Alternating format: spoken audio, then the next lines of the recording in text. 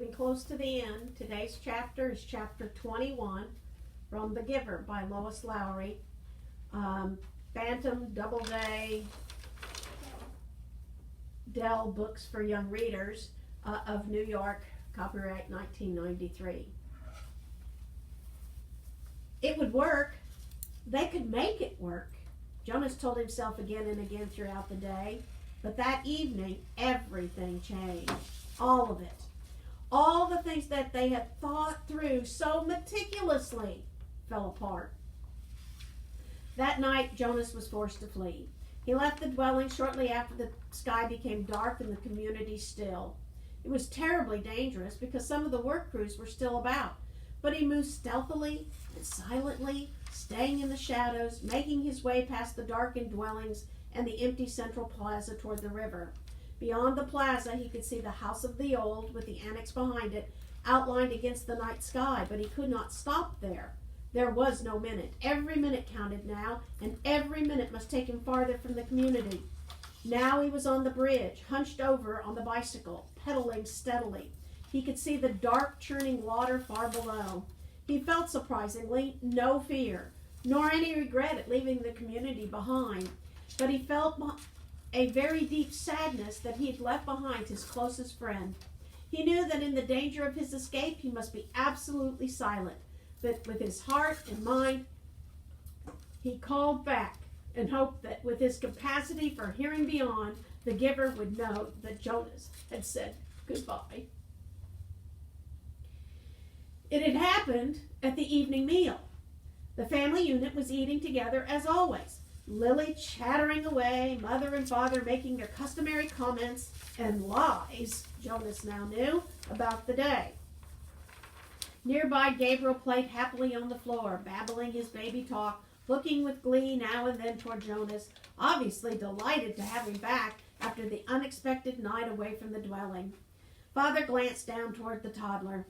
"Enjoy it, little guy," he said. "This is your last night as visitor." "What do you mean?"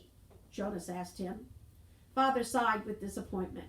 "Well, you know he wasn't here when you got home this morning because he had him stay overnight at the nurturing center. It seemed like a good opportunity with you gone to give it a try. He had been sleeping so soundly."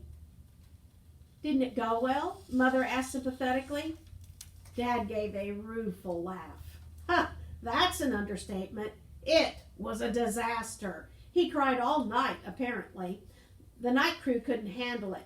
They were really frazzled by the time I got to work."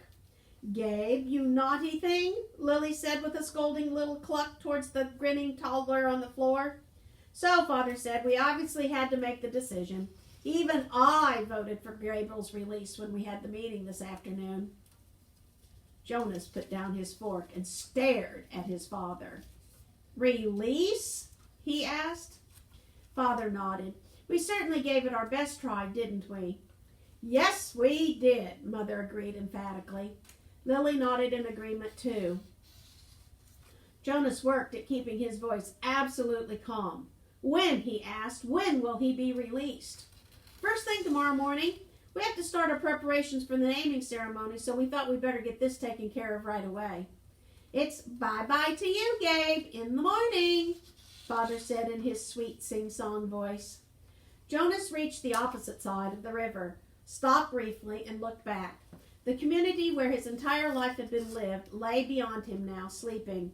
At dawn, the orderly, disciplined life he had always known would continue again without him. The life where nothing was ever unexpected or inconvenient or unusual. The life without color, pain, or past. He pushed firmly against the pedal with his foot and continued riding along the road. It was not safe to spend time looking back. He thought of the rules he had broken so far. Enough that if he were caught now, he would be condemned. First, he had left the dwelling at night. A major transgression. Second, he had robbed the community of food. A very serious crime, even though what he had taken was leftovers, set out on the dwelling doorsteps for collection. Third, he had stolen his father's bicycle. He had hesitated for a moment, standing beside the bike cord in the darkness, not wanting anything of his father's, and uncertain as well whether he could comfortably ride the larger bike when he was so accustomed to his own. But it was necessary because it had the child seat attached to the back. Yes, he had taken Gabriel too. He could feel the little head nudge his back, bouncing gently against him as he rode. Gabriel was sleeping soundly, strapped into the seat. Before he had left the dwelling, he had laid his hands firmly on Gabe's back and transmitted to him the most soothing memory he could. A slow, swinging hammock under a palm tree on an island someplace at evening, with the rhythmic sound of water lapping hypnotically against a beach nearby. As the memory seeped from him into the new child, he could feel Gabe's sleep ease and deepen. There had been no stir at all when Jonas lifted him from the crib and placed him gently into the molded seat. He knew that he had the remaining hours of night before they would be aware of his escape.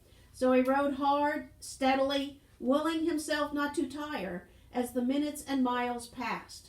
There had been no time to receive the memories he and the giver had counted on, of strength and courage, so he relied on what he had and hoped it would be enough. He circled the outlying communities, their dwellings dark. Gradually, the distances between communities widened, with longer stretches of empty road. His legs ached at first, then as time passed, they became numb. At dawn, Gabriel began to stir. They were in an isolated place. Fields on either side of the road were dotted with thickets of trees here and there. He saw a stream and made his way to it across a bumpy, rutted meadow. Gabriel, awake now, giggled as the bicycle jolted him up and down. Jonas unstrapped Gabe, lifted him from the bike, and watched him investigate the grass and twigs with delight. Carefully, he hid the bicycle in thick bushes.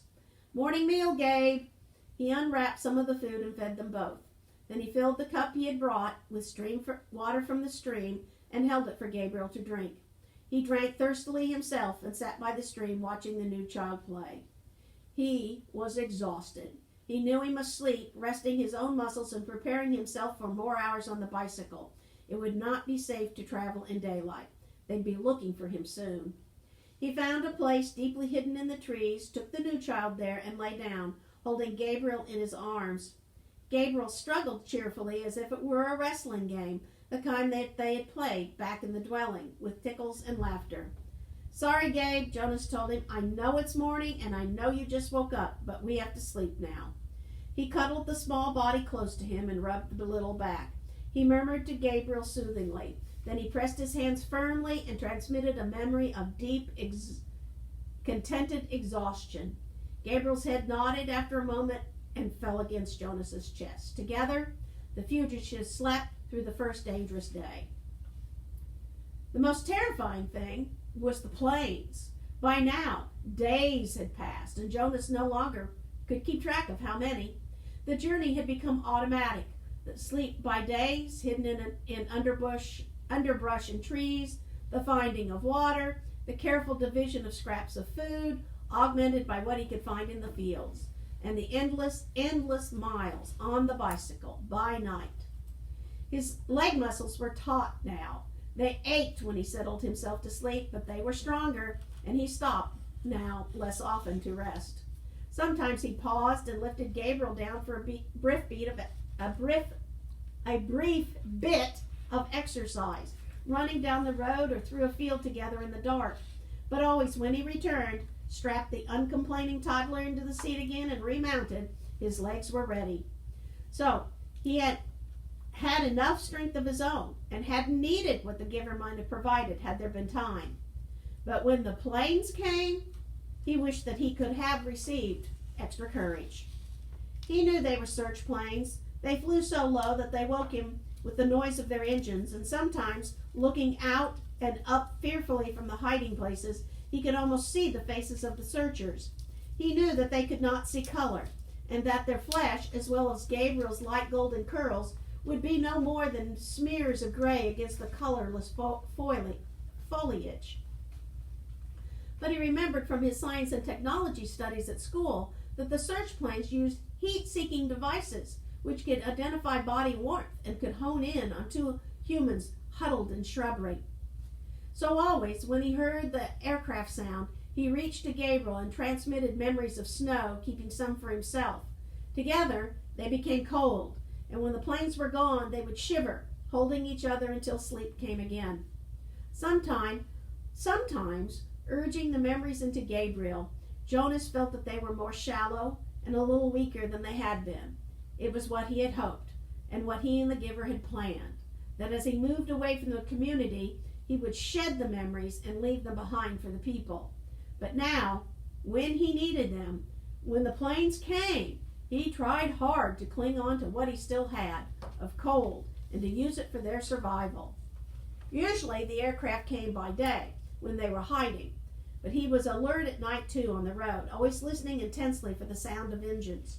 Even Gabriel listened and would call out, "Plane! Plane!" sometimes before Jonas had heard the terrifying noise. When the aircraft searchers came, as they did occasionally during the night as they rode, Jonas sped to the nearest tree or bush, dropped to the ground, and made himself and Gabriel cold.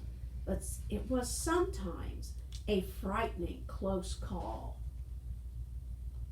As he pedaled through the night, through isolated landscape now, with the communities far behind and no sign of human habitation around him or ahead, he was constantly vigilant, looking for the next nearest hiding place should the sound of engines come. But the frequency of the planes diminished. They came less often and flew, when they did come, less slowly, as if the search had become haphazard and no longer hopeful. Finally, there was an entire day and night when they did not come.